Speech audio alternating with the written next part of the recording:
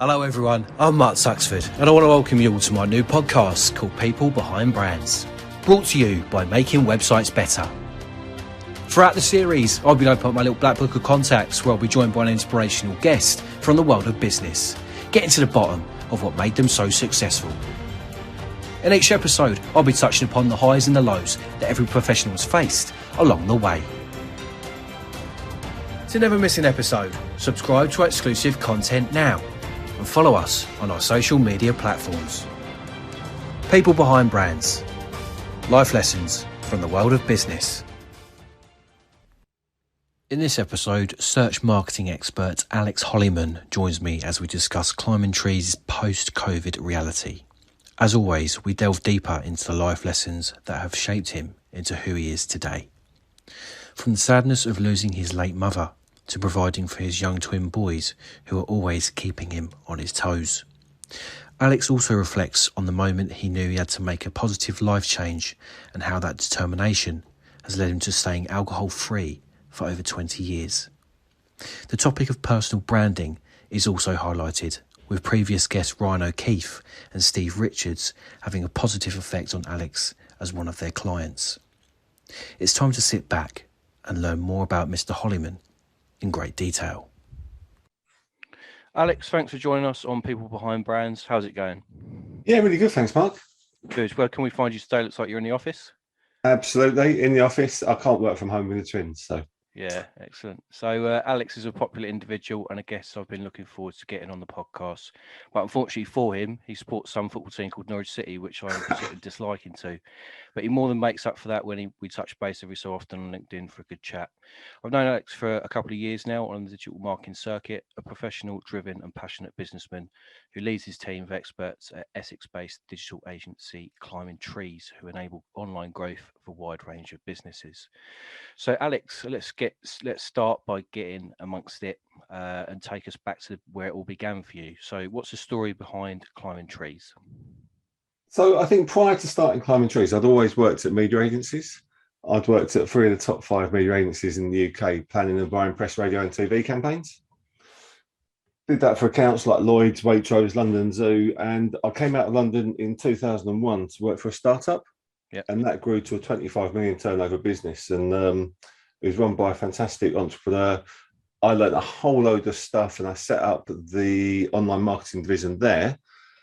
And then by the time it was 2010 when I started Climbing Trees. And at that point, I was 35 and I thought, I've worked for someone for my entire career. If I don't start a business now, before I settle down, before I have children, I would always work for someone else. And so I just wanted to, the initial vision that I had was I just wanted 5 days work for myself on a freelance basis. That was the plan. Within about 3 months, I'd worked that out. And I was just picking and choosing projects that I wanted. And I think then as time moves on and then confidence sort of builds, I probably made more considered decisions. So I started trying to build out the team. And then I think, I always say that I never wanted a team, office, overhead, staff, any of that stuff. That was never part of the dream. And I think I then probably made a lot of mistakes in that regard. Yeah. But then through learning through those, I've then been able to then build out the team to where we are today, work with some great clients, quite prestigious ones, got a superb team that deliver the work. And I think we've got a clearer sort of identity now than we ever have done. Yeah, definitely. I think one question that I've always kind of thought about in all the time that I've kind of known you is that what's the name behind Climbing Trees? What does that sort of stand for you? So for me, I was walking in a park with my girlfriend and she was encouraging me to set up a business, to work for myself. And I said to her, I wouldn't know what I would call it. I'd call it something daft like kicking dandelions or climbing trees. Yeah. And so when it came to actually starting the business, that's where it came from. So there's no sort of hidden sort of esoteric meaning or anything like that. It's just, I think for me, I just wanted something that was abstract, that wasn't too, a lot of SEO companies and search marketing businesses can be top rank or first place or high this or whatever. And I wanted something that was a little bit abstract. Yeah, fair enough. Okay, so you've been leading the Climbing Trees movement for a little more than a decade now. What would you say is Climbing Trees' USP compared to those other agencies that offer the kind of same similar services? Yeah, I was such when I read this question, I thought it was very straight, the climbing trees movement, and I'd never sort of thought of it in that way. But I think it was, I think something that I have had and learned since my teenage years working in some really large agencies is about client servicing. And so it's not just delivering the work, it's then managing client expectations, it's communicating to clients. And I think we do that in an exceptional way. So we can have, every now and then we'll have a problem that will run in, a client, sorry, that will run into a problem where, I don't know, their website might start dipping down in terms of traffic and that kind of thing. What we would do is then manage that situation where we communicate it very, very clearly to the client, which it was a nervous thing. So going into a meeting thinking, well, I'm going to present you're 20% down year on year. You think it's a bad way, but you think it's a bad sort of situation. But I think for us, we try and present that as the problem. We then bring to life what's gone on, why we think it is going on, and then what we're going to do about it. And very often we leave those meetings where the client actually trusts us more as a result of that initial issue. And they have confidence that they're then going to deliver on the plan rather than trying to hide away from it. So I think that client servicing is something where, whether it's a bad example like that or whether it's managing like results, like we've just picked up the Greenpeace account and we know in the first 3 months we've got their conversions up by about 40% month on month. Yeah. It's managing that client expectation. I think we're really, really good at that. Yeah. I think we passionately give a damn as well. I think that's an internal sort of mantra where we don't just get a client on board and don't really care about them. We want to make a difference to our clients' lives, whether it's whether they're in the marketing department or the business owner or whoever it is. We want to make a difference to them. One area that has obviously been a bit of a challenge for many businesses is over the last 18 months or so is the recent pandemic. So how would you say you have overcome that period in business? I think in business you have to prepare for the best and also prepare for the worst. And so knowing that if things did go badly, I wasn't overly going to impact a young team and sort of start upsetting their lives, and enabling them some continuity gave me tremendous peace of mind. I then think I went into a period where I probably just sulked for about 2 months because I was just like, I've worked 10 years to build this up, and I've just seen this beautiful thing that I'm trying to create and manifest and bring into existence just go to hell in a handbasket. And I think after that, it was the least busy that I'd been personally for since I started. But I've always worked tremendously hard, and in that period, there just wasn't enough stuff for me to do. It's like all just ticking on quite simply. New business was dead. It was like being in the middle of a vortex or something. There's just nothing going on. Yeah. And I think it's at that point that I think for me, the biggest sort of thing that I had to do was I knew that I needed to get back to it and step up. But then also I knew that what I had done previously in terms of my role, I needed to actually change that. And so I think I had to then sort of start trying to step out and be a little bit more visible and present and that kind of thing. And so I took some advice from, a few experts in our industry, Spencer Gallagher at Cactus and the guys at Jago that we'll talk about in a bit, I hope.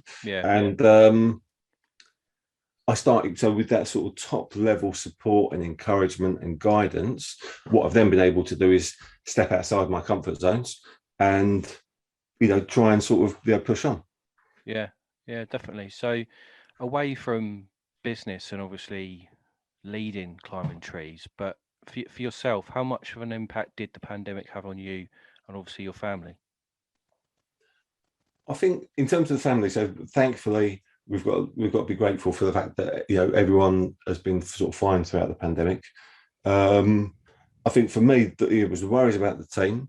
The thing we made, my girlfriend has really bad asthma, and so from very early on, I had to treat it like I had asthma. So I wasn't going out, wasn't doing stuff, and so I sort of think that I tried to maintain a perspective where I focused on what I had to be grateful for. The fact that people were healthy, the fact that we could put food on the table, the fact that, we do have a good quality of life, and to main focus on that.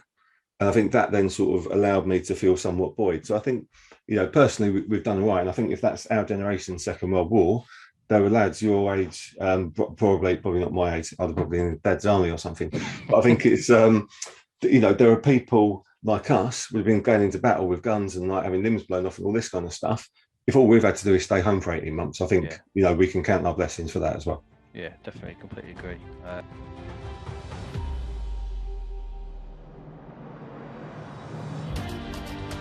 What have been some of the more personal setbacks that have impacted you that you wouldn't mind sharing with us? Yeah, and so there's two that particularly stand out for me. And the first is, my poor mum died about 3 years ago, and me and my sister. So I was running a business. I've got twin boys. They would have been 2, 3, properly lively. They're like forces of nature. Never listen to me. Always do what they want. Never do what I want. What I ask them to. And they're proper little boys. And then my mum was at the end of her life, and me and my sister had to give her palliative care towards the end of her life for 6 months or so. And my sister probably actually did a lot more than me. So my sister probably did 70, 80% of it. I'd go over there and sort of spend time with her and look after her. And that was tough. It is tough seeing, I don't know what your relationship with your family is like, but my mum, she was from the Highlands of Scotland. I'm 6'3". She was like 5'2". So she's really little, but she's got this force. She had this force of personality where she's just like what they call it, like iron fist and a velvet glove. She was just sort of like really, really strong sort of personality. And to see her almost just fade away at the end of her life was absolutely heartbreaking. And so doing that whilst trying to keep upbeat in the business, look after the twins, it was quite a complex sort of situation emotionally. That was tough. And there's times I'll be driving down there. But at the same time, I don't know. But anyway, there's some other bits and pieces going on where a very dear friend of mine, a farmer that I know, he had, it was also diagnosed with cancer and then ended up having a stroke. And so it was just sort of like, things were tough. I was just sort of like, just want to catch a break, really. That's what and so I don't know, with the support of the team here stepped up, they looked after me. My girlfriend and the boys were always there, and so they were a bit of relief. And so we need to just sort of get through it, and then time does its thing. So that was tough, man. That was like a really sort of tough situation. Then I think the other thing that I thought about when you asked this question was, probably it's actually 1 month today, right? It'll be 20 years since I've last had a drink. Right. And so I'm 46 now. So that shows that at 26, I had some quite serious questions. How old are you, Mark? I'm nearly 30 now, yeah. So at 26, I'd worked at some of these top agencies. I partied very, very hard, got into a lot of mischief, got into a lot of scrapes, and I was out of shape, and I wasn't the kind of person I wanted to be.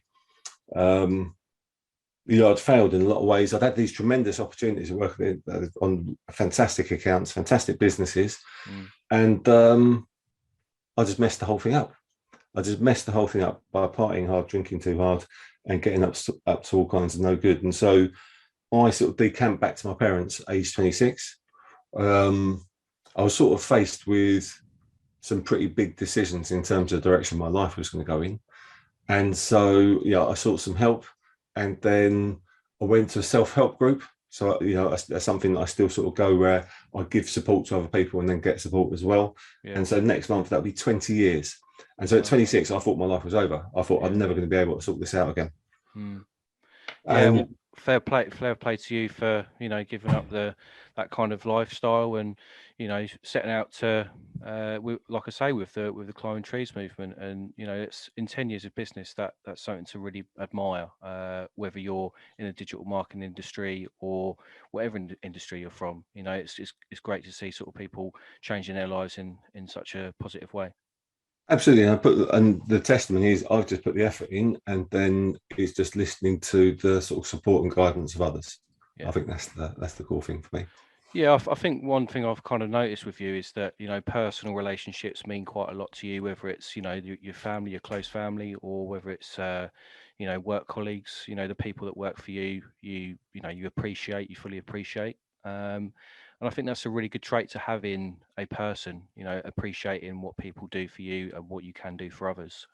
So I think that's a massive thing and something that I've always noticed in you. So, of course, you're not just a business owner, you're also a parent. So talk to us about that important role of being a father and juggling that work-life balance. And it absolutely has been a juggle. So we had twins in February 2016. My girlfriend was quite poorly to begin with, and so I was suddenly, I'd never changed the nappy, comforted the baby, put a baby to sleep, and then suddenly I had twins, and my poor girlfriend was very poorly, and I've never been as sleep deprived or as tired as I was during that period. I've probably never been as grumpy either. I'm terrible. If I don't sleep or eat, I'm a proper sort of like toddler. And so it was absolutely baptism of fire. And I think I think it's something where that role has changed me more than I know. And I think I'm probably a little bit more laid back, but a little bit more focused on the longer term as a result of becoming a dad. And I think for me, I still work very, very hard, but I'm very present. So it's like today, it's the twins' first day at their new school. And so I was there getting them ready, getting in shirts, putting ties on, doing all that kind of stuff, encouraging them, talking to them about how they're going to meet new people and that kind of thing. And so it's the best thing, the twins are the best thing in my life. I'll leave work at 5:30 today, be home, we'll do supper, bath time, bedtime, I'll read them some stories, and that'll be us done. Yeah. And so I think that's tremendously important to me to be present. And I'd probably forego picking up a few new accounts if it was at the expense of that. So I'd rather just sort of remain sort of visible because I think it's important. I think for me, sometimes you've got two competing forces. So I work hard. I come in at 8 most days. I work like straight through till 5:30. And there can be what it's like in a working day.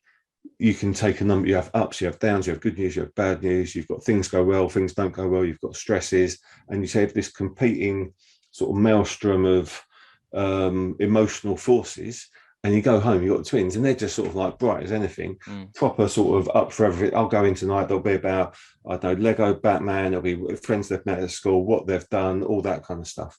And so you've got these two competing forces. So what I've taken to doing is before I go in the house is I just stop, I try and reset, focus, put a smile on my face, and then engage. And it's almost just like trying to leave the stresses of work, because I found I was making mistakes where if I had a bad day at work, I've got 2 dogs, but it's almost like I go home and want to kick the dog or something because I had a bad day. Yeah, I've never done that, but it was that kind of attitude that I had, and I just need to make sure that I remain a sort of positive, emotional sort of energy in the house almost.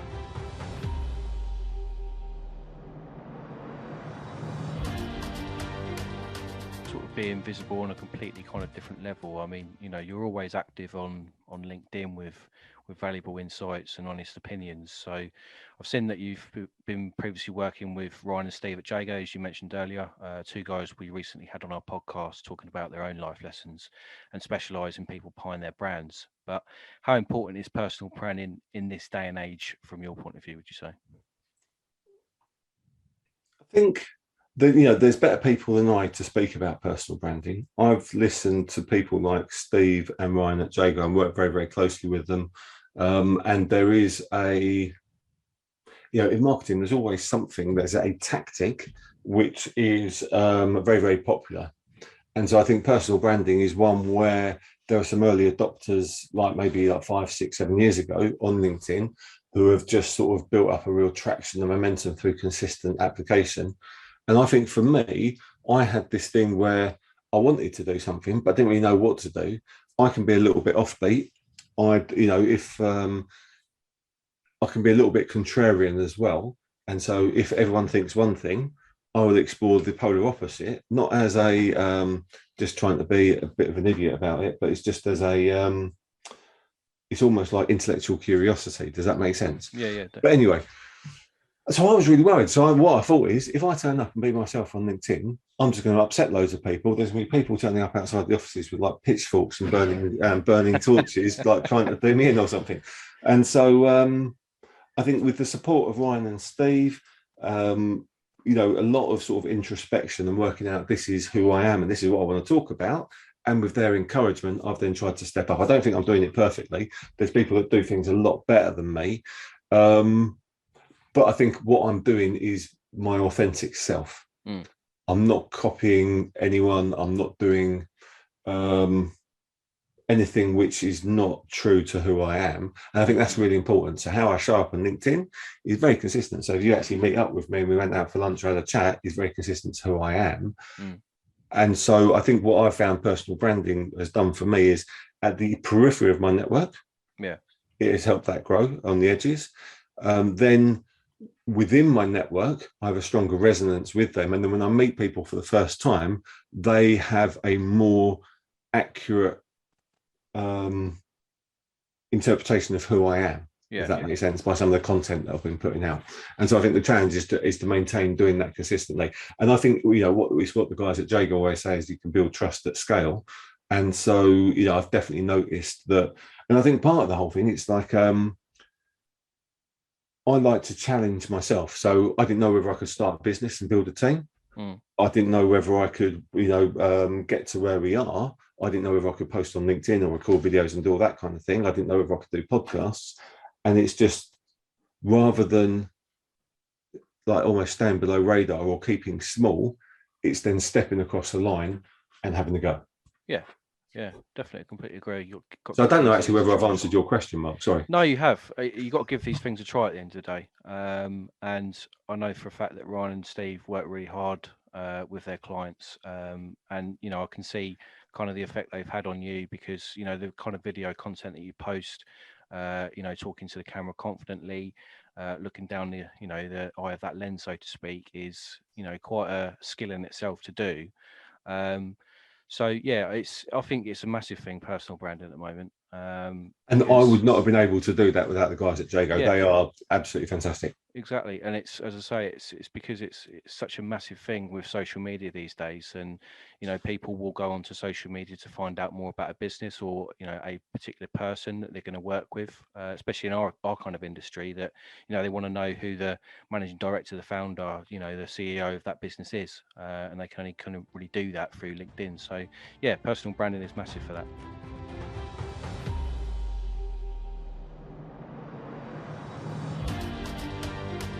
If there's one life lesson from the world of business you could give to your younger self or someone listening, what would it be?